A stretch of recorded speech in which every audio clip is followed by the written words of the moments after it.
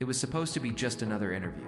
A young, hungry journalist sent to speak with one of the richest men on earth. But what happened in that room would shape the lives of millions. That journalist, Napoleon Hill.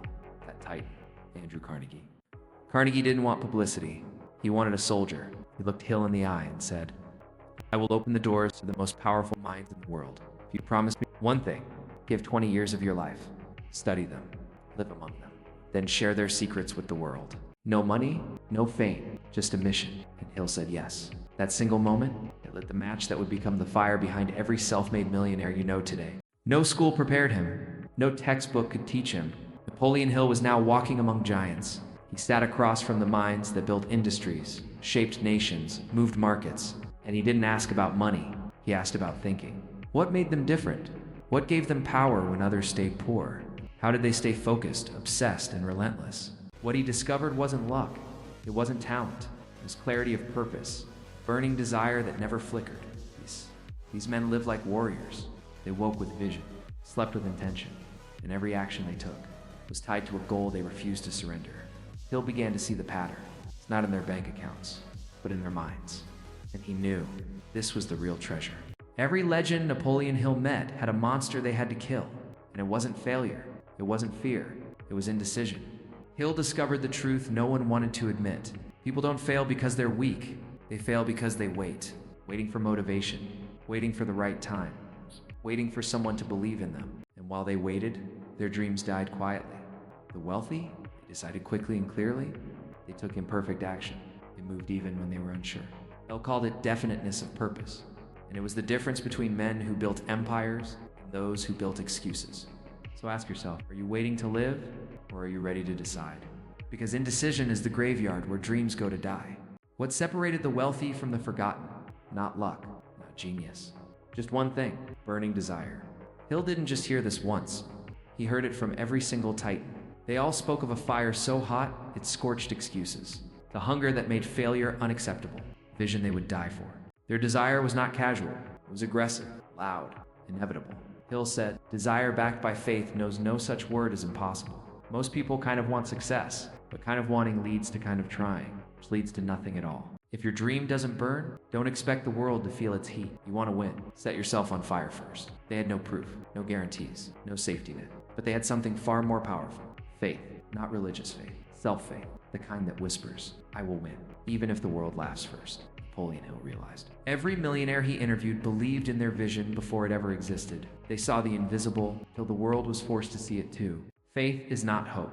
Hope waits. Faith works. Faith acts like the dream is already real, because in the mind, it is, Hill wrote.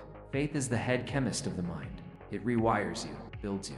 The world won't believe in you till you believe in yourself with force. Your mind is a machine, and every day, you are programming it with your thoughts, your words, your beliefs. Napoleon Hill called it autosuggestion, the art of feeding your mind what you choose, before the world feeds it with fear. Every millionaire Hill met used it. They wrote their goals, read them aloud every morning, every night. They didn't wish for success, they commanded it. He told their brain what reality would look like, till their reality had no choice but to follow. Hill said, "You become what you think about all day long." Most people feed their mind out, the wealthy. They plant certainty, daily, relentlessly on repeat. If you want to change your life, change the words you whisper to yourself when no one's listening. You've been told knowledge is power, but Napoleon Hill discovered a deeper truth. Only specialized knowledge creates wealth. Every successful person Hill interviewed didn't know everything, but they mastered one thing, one skill, one craft, one weapon no one else could wield like them. They didn't collect random information, they hunted for depth. They sharpened their edge until it could cut through any obstacle. Hill warned about people who read everything, but apply nothing. They know quotes, but they don't move.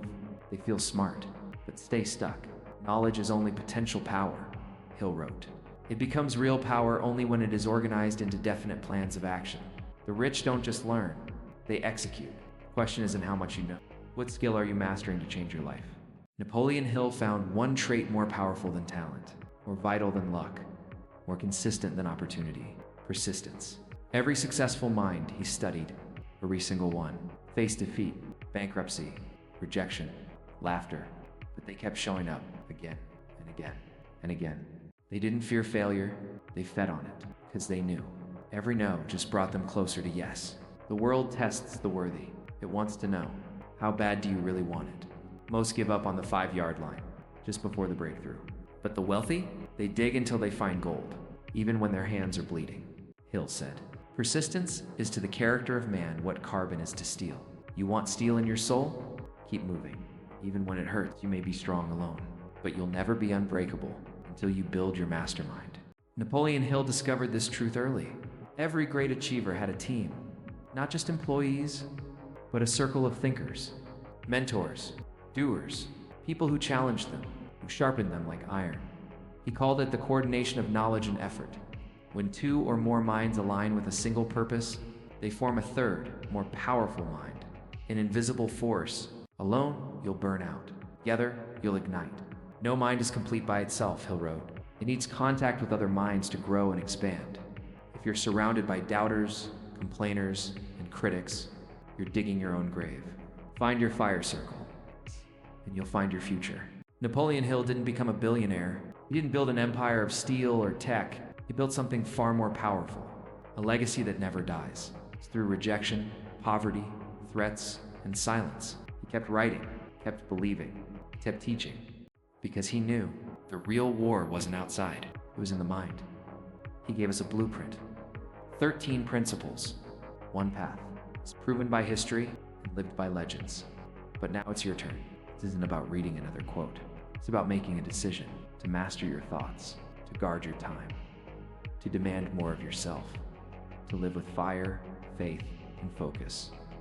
He unlocked the millionaire mind, but only you can walk through the door. The question is, will you?